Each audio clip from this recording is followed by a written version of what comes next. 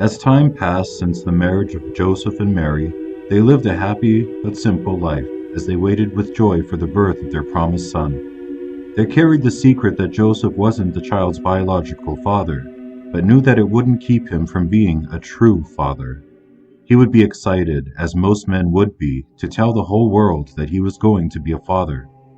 Mary would marvel at Joseph's anticipation and acceptance in fulfilling God's will in naming and rearing the child as his own.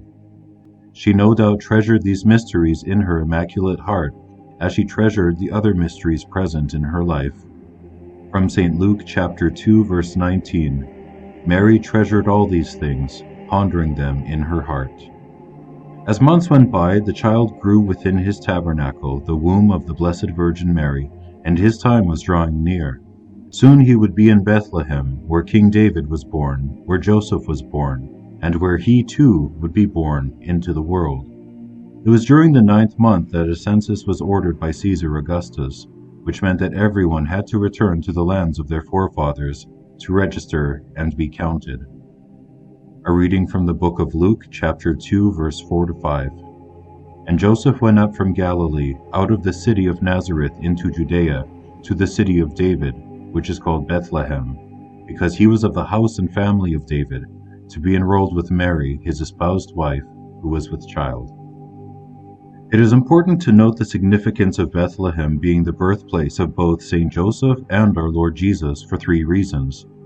The first reason, Jesus was foreseen to be a descendant of the great King David, and therefore Joseph, his earthly father, would have to have been of the house of David, who comes from Bethlehem. A reading from 2 Samuel, chapter 7, verse 12 to 13. And when thy days be fulfilled, and thou shalt sleep with thy fathers, I will set up thy seed after thee, and I will establish his kingdom. He shall build a house for my name, and I will establish the throne of his kingdom forever.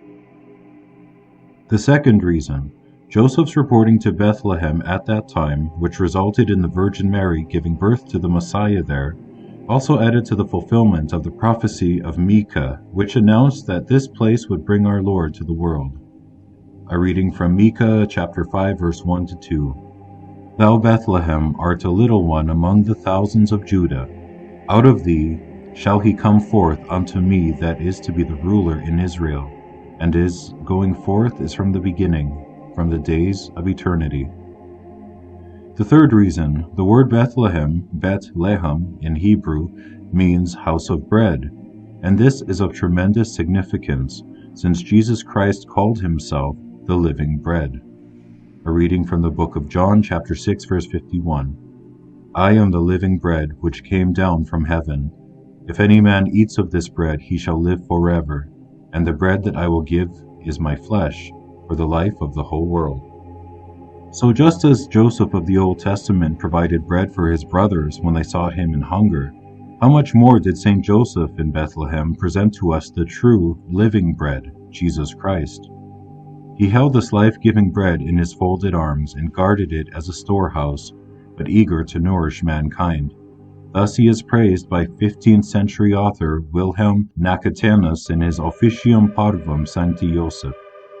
Hail, glory of the patriarchs, steward of God's holy church, who didst preserve the bread of life and the wheat of the elect.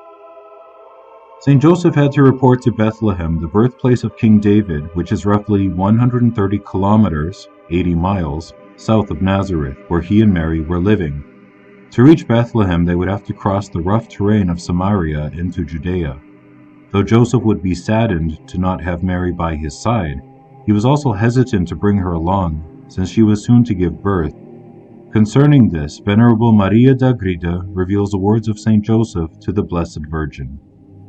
My Queen, if God has not revealed to you otherwise, it seems to me that I should make the journey to Bethlehem alone. Yet, although this order to report refers only to the heads of families, I dare not leave you without assistance, nor would I have a moment's peace away from you, for my heart could not come to any rest without seeing you.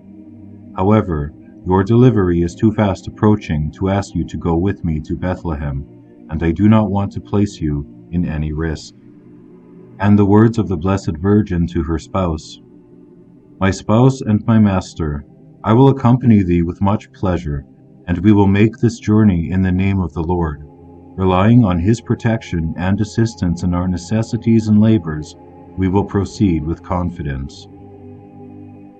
To be sure, St. Joseph and the Blessed Virgin prayed on it, asking for God's guidance in the matter.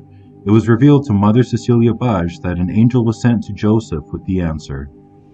During the night, Joseph's angel appeared to him and told him that what he had decided upon with his spouse was in accordance with the will of God, and that he should indeed proceed to carry it out.